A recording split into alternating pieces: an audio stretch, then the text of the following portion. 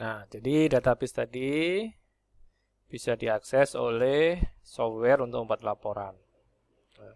Bisa juga diakses untuk membuat model matematik. Contoh model matematik adalah misalnya persamaan linier. Ya, persamaan linier. Jadi kalau semakin tinggi harga komponen bahan baku, maka semakin tinggi pula harga pokok penjualan misalnya.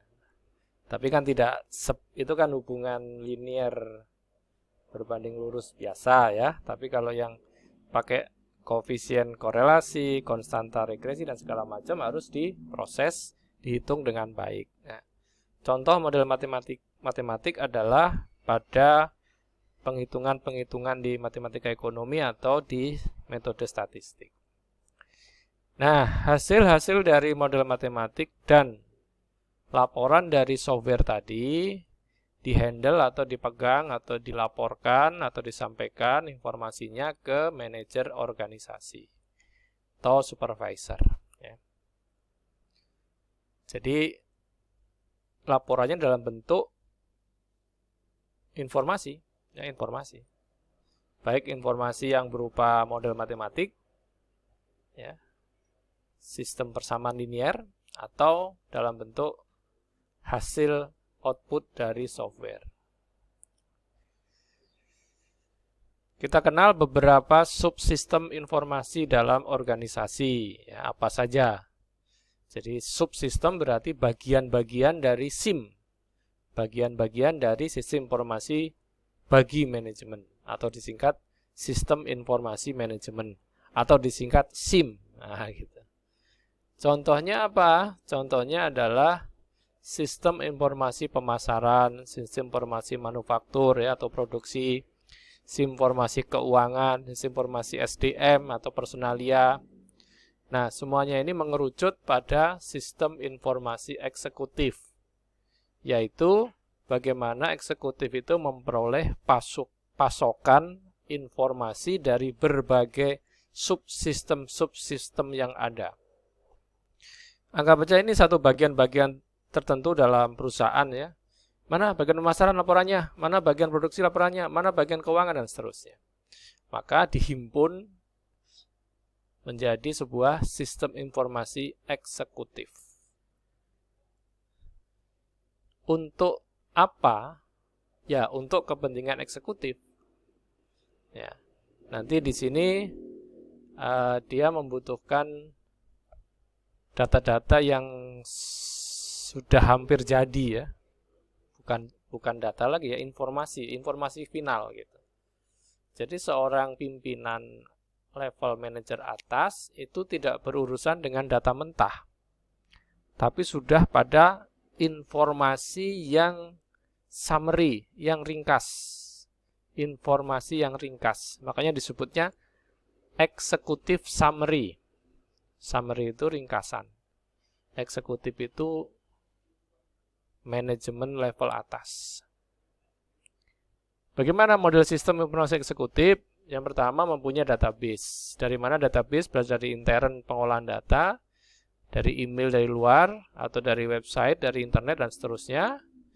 Menggunakan software apa aja, bisa Office, bisa database, SQL, dan seterusnya. Terus, nah, digambarkan di sini. Nah, saya ambil dulu.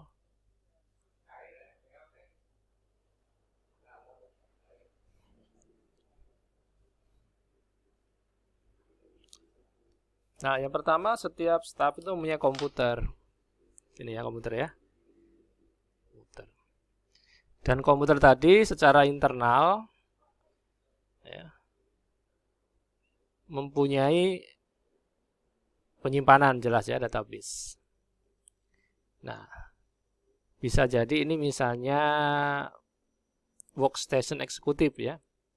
Kalau pimpinan level atas tadi ngerti IT, maka dia tidak perlu staff. Maka dia bisa mengakses informasi, meminta informasi, meminta tampilan data, tampilan informasi, dan melihat hasil tayangannya. Oke. Anggap saja ini adalah ruang 1.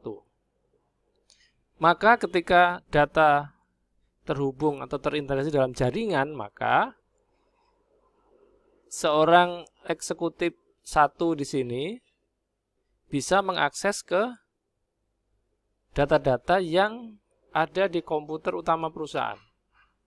Ya, jadi anggap aja ini sebuah laptop gitu ya, sebuah laptop lah. Laptop. Nah, laptop tadi saya sambung ke jaringan. Nah, berarti saya bisa mengakses email, database perusahaan, aplikasi yang sebelumnya tidak ada di laptop saya. Saya juga bisa mengakses info terakhir ya. Dan bisa jadi apabila eksekutif lain, manajer produksi, manajer pemasaran, manajer personalia, manajer sistem informasi dan seterusnya bergabung, maka di sini bisa lebih besar lagi kemampuan dalam menyediakan informasi. Nah, semua informasi tadi disimpan dalam sebuah database eksternal.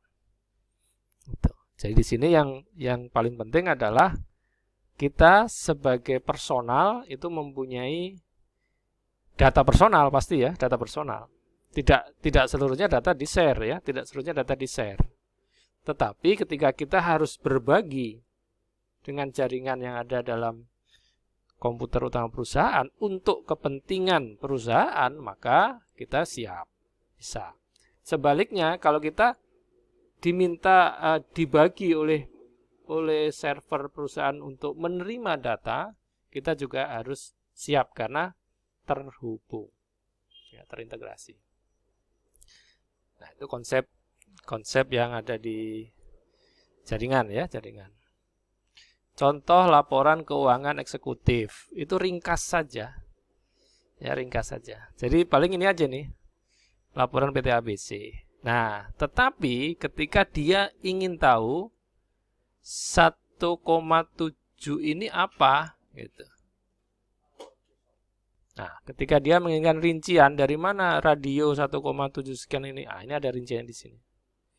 Ya, jadi pada dasarnya data yang diterima itu apabila secara ringkas sudah cukup dipahami dan cukup dipakai untuk membuat keputusan baru, maka tidak perlu data detailnya.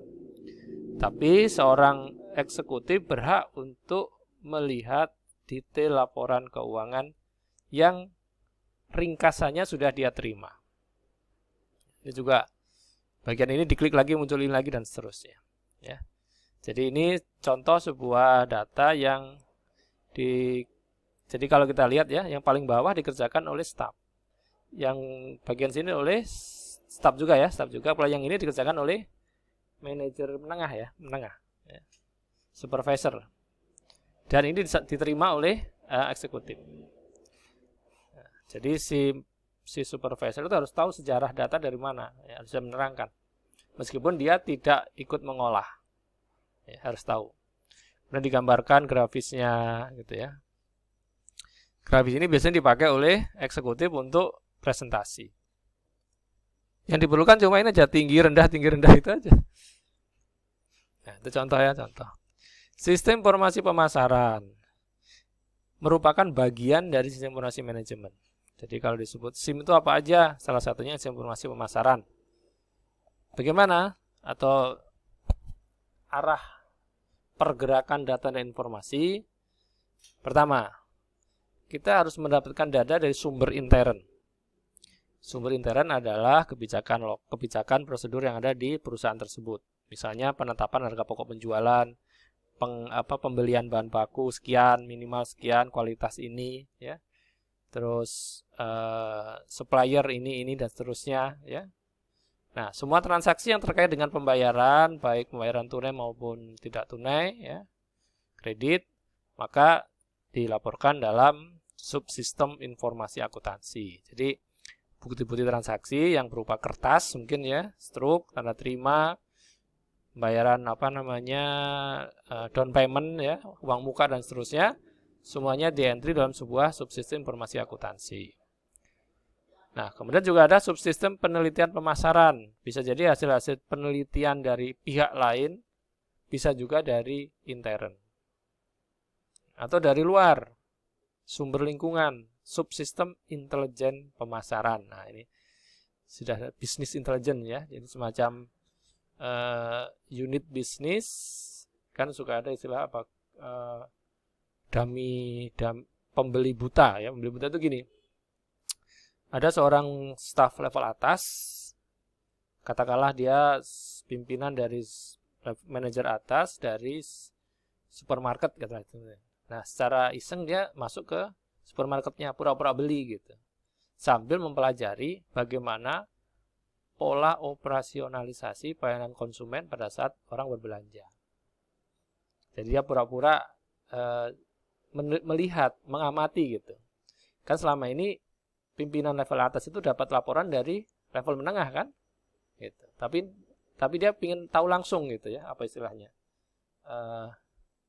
terjun langsung, ya. Sidak ke lapangan langsung. Nah, semua data tadi, subsistem informasi akuntansi, subsistem penelitian pemasaran, subsistem intelijen pemasaran disimpan dalam sebuah database. Yang nanti pada gilirannya bisa dipakai untuk memutuskan, mengentry, melengkapi data-data pada subsistem produk, subsistem tempat, subsistem promosi, subsistem harga, subsistem bauran terpadu ya, mix marketing ya, dan seterusnya. Sehingga bisa dipakai oleh pemakai. Siapa pemakai? Bisa eksekutif, level atas atau menengah. Untuk apa? Misalnya untuk menetapkan target pemasaran. Untuk menetapkan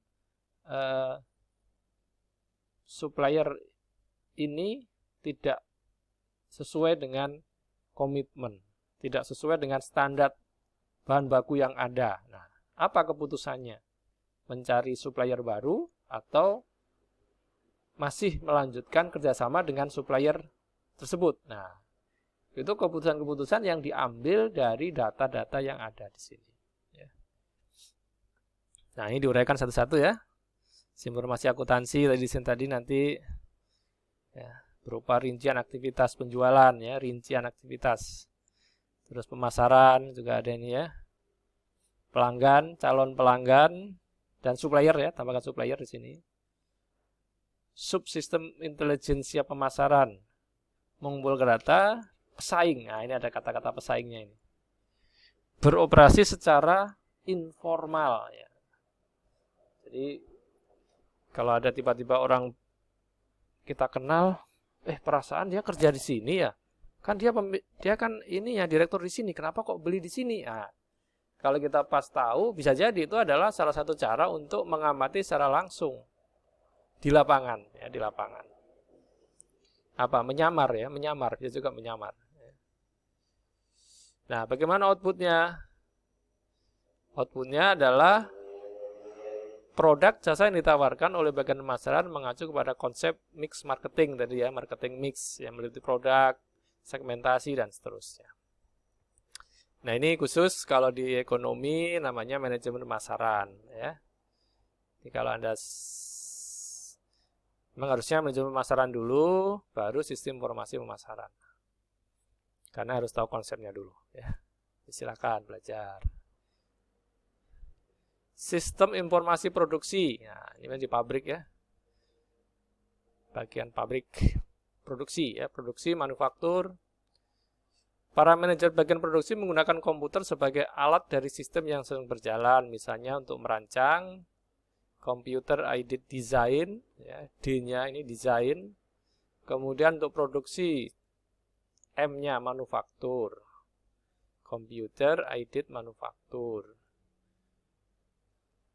Apalagi yang bisa dikerjakan untuk penjadwalan proses produksi, pengendalian persediaan ya bahan baku. Kalau kapan bahan baku ini habis, itu harus sudah ada sistem informasi yang secara otomatis menginformasikan kepada supplier. Jadi supplier harus segera mengirimkan bahan baku. Pengendalian kualitas, ini biasanya Litbang ya, R&D, Research and Development. Terus bisa melaporkan biaya produksi. Kenapa biaya produksi harus dilaporkan?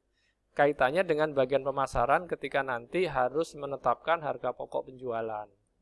Ketika harga pokok penjualan